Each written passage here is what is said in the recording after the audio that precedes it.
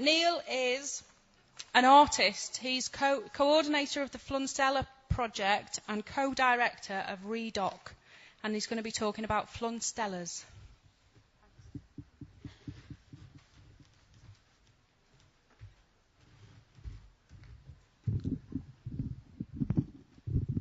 Hi everyone, my name's Neil Winterburn. I'm an artist, co-director of Redoc. Redoc work with art, people and new technology. And today I'm here to talk about the Flunstellas project. So, what are Flunstellas? Flunstellas are flocks, clusters and constellations of ideas, emotions and memories that float around social spaces. And the aim of the Flunstellas project is to involve as many people as possible in the creative construction of what they imagine Flunstellas to be. I think this could be important because a lot of the metaphors that we tend to use traditionally to describe the most interesting bits of ourselves, how we think, how we feel, how we remember, tend to encourage us to think of ourselves as containers that hide these things.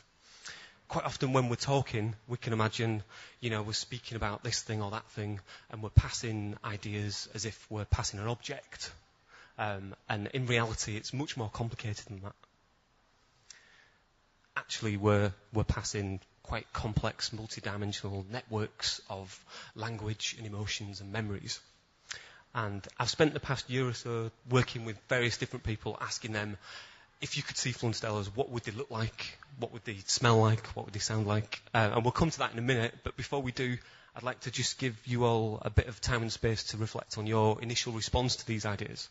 So I'd like us to do a short guided meditation.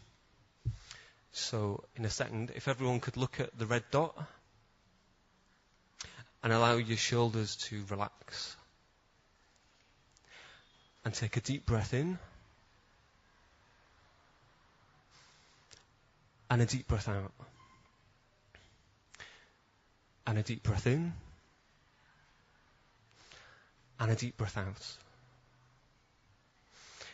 And allow your vision to blur. And we're going to become more aware of our peripheral vision. And as our peripheral vision expands and our lower back relaxes, we're going to think about the people in this room and their lives and their memories. And we're going to imagine if we could see their ideas, their emotions, and their memories, what might they look like?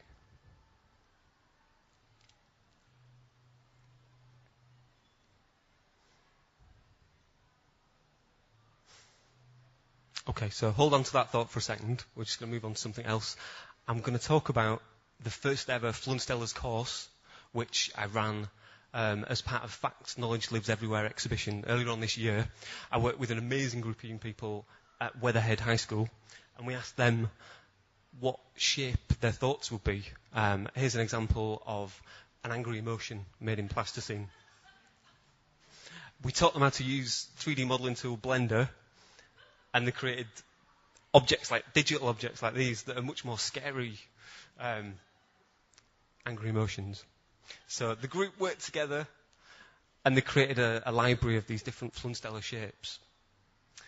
And they used this library of different Flunstellas thought shapes, such as the sad memory or the happy idea, to explore the mental and emotional life of a fictional schoolgirl called Charlie.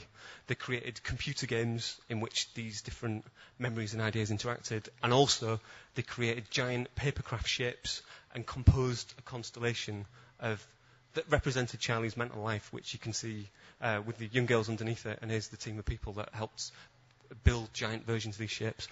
We also ran a Flung conference, and we invited loads of interesting people along, such as Ishtar, who demonstrated connections between belly dancing, parapsychology and Flunstellas. Dave Reed, who's a computer scientist who explored relationships between qualia and Flunstellas. Steve Boylan shared with us vocal improvisations of what Flunstellas might sound like. Sam Meach shared his viral bacterial video representations of Flunstellas. Lucy Fiore told a story. And Richard Brown, who's a psychologist working in Manchester, explored how Flunstellas might help us relate to each other as people and less so as jam jazz. So tonight, it would be great if people could share their visions of Flunstellas. It's easily done. You can you don't need to log on. You don't need to leave your name, but you can leave ideas and comments at flunstellas.org or by following @Flunstellas. And thanks also to the staff at Leaf tonight who've created this lovely glitter ball installation of Flunstellas above us now. Okay, thank you very much.